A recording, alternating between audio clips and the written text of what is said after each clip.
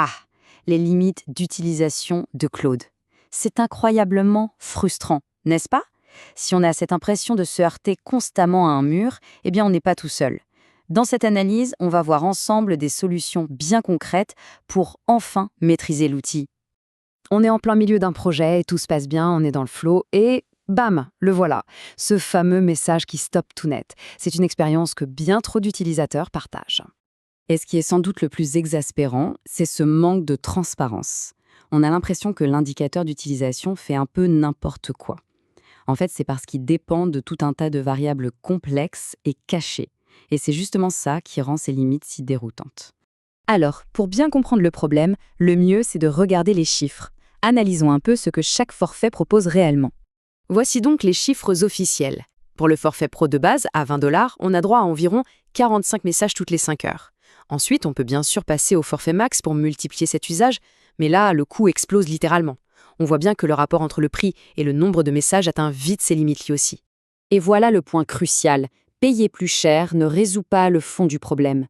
Même avec le forfait le plus coûteux, les utilisateurs vraiment intensifs finissent par se retrouver bloqués. La solution, ce n'est donc pas de dépenser plus, mais bien d'utiliser l'outil différemment. D'accord, alors commençons par le commencement. Qu'est-ce que Claude lui-même recommande? On peut voir ça comme le guide officiel, les astuces qui viennent directement de leur documentation pour optimiser son utilisation. Les 3 conseils de base sont assez simples. Premièrement, regrouper plusieurs questions en une seule grosse invite. Deuxièmement, un truc qui paraît évident mais qu'on oublie tout le temps, ne télécharger un fichier qu'une seule fois par conversation.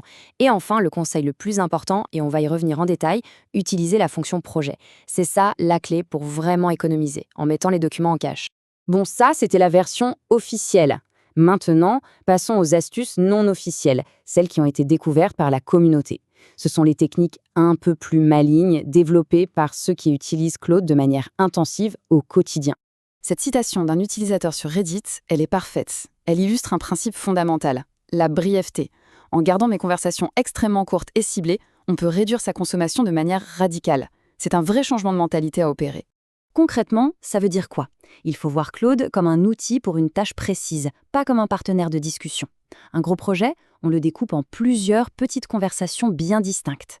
Et puis, il y a cette astuce de pro. Au lieu de répondre pour corriger ou préciser quelque chose, on va modifier directement le message précédent. Ça crée une nouvelle branche de conversation sans consommer de jetons supplémentaires pour le contexte. C'est très malin. Et quelques autres conseils pratiques. Une règle d'or, un nouveau sujet, c'est une nouvelle conversation. On doit aussi faire attention à la taille des pièces jointes. Si on n'a besoin que de 10 pages d'un document qui en fait 50, on n'envoie que ces 10 pages. On peut aussi lui demander de faire des résumés qu'on pourra ensuite coller dans de nouvelles conversations pour repartir sur des bases saines. Et enfin, un peu de discipline. On nettoie régulièrement ses projets, on supprime ce qui ne sert plus. On l'a déjà mentionné, c'est vrai, mais c'est tellement important que ça mérite sa propre section. La technique qui change absolument tout, c'est l'utilisation des projets. Alors, ça veut dire quoi, mettre en cache? En fait, c'est assez simple. Quand on ajoute un document à un projet, Claude le garde en quelque sorte dans sa mémoire à court terme. Il n'a donc pas besoin de le relire entièrement à chaque fois qu'on y fait référence. Cette comparaison, elle est parlante. À gauche, dans une conversation normale, chaque référence à un document consomme le quota au prix fort. À droite, dans un projet, ces mêmes références coûtent une toute petite fraction du prix grâce au cache. L'économie est juste massive. Le bénéfice pratique, il est énorme. On peut analyser, interroger et travailler sur de gros documents comme un manuscrit ou une base de code pendant des heures sans voir sa jauge d'utilisation s'envoler. C'est vraiment la méthode à adopter pour tout travail de fond. Allez, assez de théorie, on passe à la pratique. Voyons ensemble, étape par étape, comment on configure correctement un projet pour enfin profiter de cette fameuse mise en cache des jetons. Le processus est très simple. D'abord, on rédige une invite système claire qui va définir le rôle de Claude.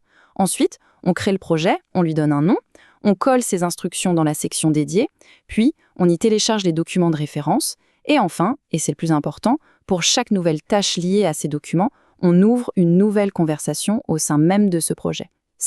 Au final, comprendre ses limites, ce n'est pas seulement éviter la frustration, c'est apprendre à vraiment maîtriser l'outil pour libérer tout son potentiel.